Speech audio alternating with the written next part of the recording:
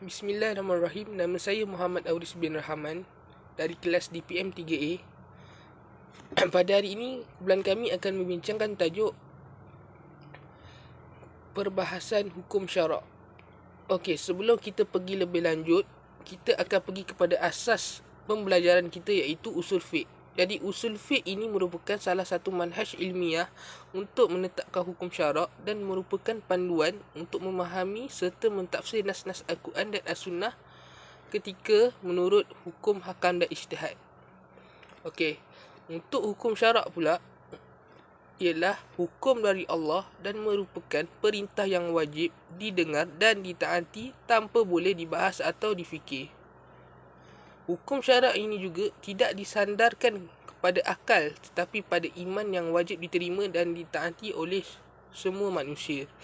Jadi hukum hakam ini sendiri bukan yang dibuat oleh manusia tetapi yang diperintahkan oleh Allah oleh semua manusia untuk patuh segala hukum. Jadi tidak ada ragu-ragu untuk kita taat untuk hukum dari Allah. Yang kita tahu, kita ada pelbagai hukum, iaitu wajib, sunat, haram, harus. Jadi untuk dan terlupa juga ialah makruh.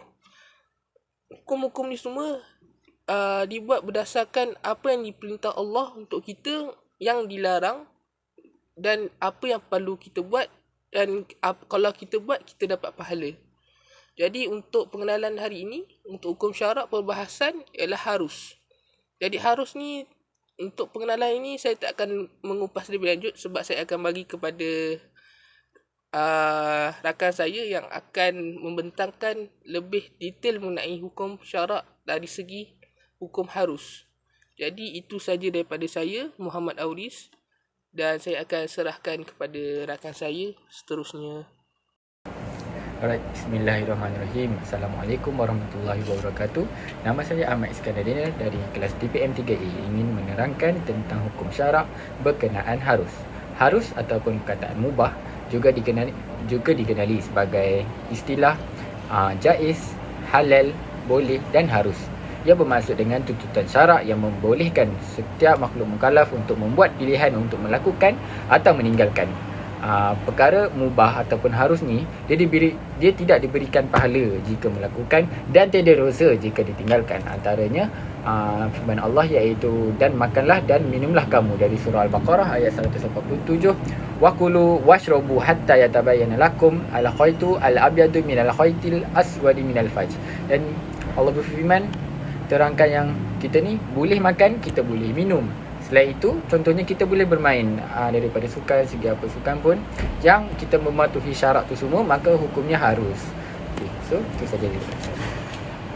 Assalamualaikum warahmatullahi wabarakatuh. Nama saya Muhammad Akmal bin Fazlin daripada DPM 3A. So hari ini saya akan membentangkan tentang hukum syarak dalam kaedah harus. Dan kali ini saya akan membentangkan membacakan tentang dalil hukum syarak. Bismillahirrahmanirrahim. Wala junaha alaikum fima aratum bihi min jibiti nasai au hanakum fi afusikum alaiwanku anakum satakurunahu nawalitin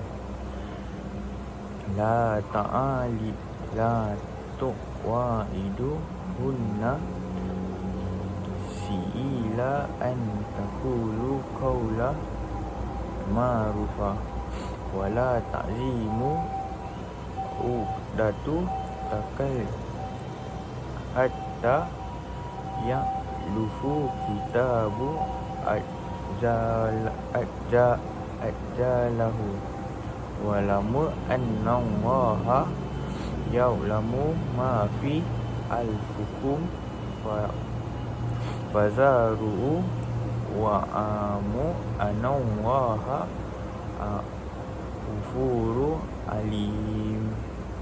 So maksud dia, dan tidak ada dosa bagi kamu meminta wanita-wanita itu dengan sendiri atau kamu menyembunyikan keinginan mengawini mereka. Dalam hatimu Allah mengetahui bahawa kamu akan menyinggut mereka dalam pada itu, dan janganlah kamu mengadakan janji dengan mereka secara rasa kecuali sekadar mengucapkan kepada mereka perkataan yang makruf, dan janganlah kamu berazam bertetap hati untuk berakad nikah sebelum habis iddahnya, dan ketahuilah bahawanya Allah mengetahui apa yang ada dalam hatimu, maka takutlah kepadanya, dan ketahuilah bahawa Allah Maha Pengampun lagi Maha Penyantun. Sekian daripada saya. Assalamualaikum warahmatullahi wabarakatuh. Assalamualaikum, saya Muhammad Adam Dini. Saya akan bentangkan tentang hukum syarak sunat. Hukum syarak sunat harus merujuk kepada perkara yang diberikan pilihan oleh syarak kepada mukallaf sama ada ingin dilakukan atau ditinggalkan. Mukallaf yang terlibat dengan perkara yang diharuskan dalam syarak tidak akan menerima pujian jika dilakukannya atau berhadapan dengan kajian maupun dosa jika dia ditinggalkan. Antara contoh perkara harus ialah perbuatan makanan dan minum, bermain, mandi dan lain-lain perkara harus. Selain itu, seorang mukallaf yang melakukan perkara harus boleh mendapatkan pahala atau berhadapan dengan dosa di sebalik tindakannya jika disertakan dengan niat yang baik atau niat yang buruk. Itu saja. Okey, hai, Assalamualaikum. Nama saya Muhammad Ahmad Amalai bin Zahrudin. So, hari ini saya akan menerangkan contoh-contoh perbuatan harus. Yang pertama ialah memakai pakaian kita digemari. Okey, kita sebagai manusia, kita mesti ada pakaian yang kita suka kan. Tak kira lah baju tu lawa ke, design lawa ke, colour dia ke kan.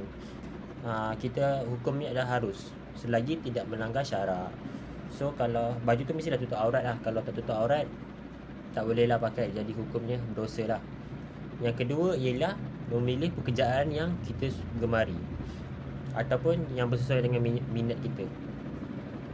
So, kita sebagai manusia, kita mestilah nak cari kerja kan. So, hukum mencari kerja yang sesuai dengan minat kita tu adalah harus. Macam contohnya, orang tu belajar medical. So, dia nak kerja jadi doktor. So, hukum dia harus. Selagi kerja yang dia cari tu kerja yang halal lah. Kalau macam kerja yang perbuatan yang haram tu, so dah hukumnya dah jadi haram lah, dosa lah. Yang ketiga ialah tidur, makan dengan dan minum. So, tiga benda ni adalah perkara asas yang kita buat sebagai manusia. Memang kita buat hari-hari lah. Kalau tak tidur tu memang penat lah kan. Kalau macam makan dengan minum tu memang kena makan dengan minum lah. Kalau tidak, tak boleh hidup lah kita kan. So, hukum tiga perkara tu adalah harus. Yang keempat ialah melukis. Macam kita ada masa lapang ke, nak hilangkan stres ke, kita mestilah nak buat satu aktiviti kan. So, aktiviti ni macam melukis. So, hukum untuk melukis ialah harus. Yang terakhir ialah bersia-sia. Macam kita lah, kalau macam kita penat ke, burn out ke, stres belajar ke, kita keluar berjalan-jalan kan. Tengok pemandangan, tengok tasik ke, tengok sunset ke, tengok ciptaan Allah lah. So, hukum dia lah harus. Itu saja daripada saya. Sekian, terima kasih. Assalamualaikum warahmatullahi wabarakatuh. Nama saya Muhammad Faizin bin Ahmad Fauzi daripada kelas DPM 4A. Saya akan membentangkan tentang kesimpulan hukum syarak harus. Kesimpulannya, hukum syarak harus ini perlu diamalkan oleh umat Muslim sebagai satu panduan untuk menjalani kehidupan sesuai dengan ajaran Islam. Dengan mengikuti hukum syarak harus ini, umat Muslim diharapkan dapat mencapai kehidupan yang lebih bermakna dan mendekatkan diri kepada Allah. Sekian, terima kasih.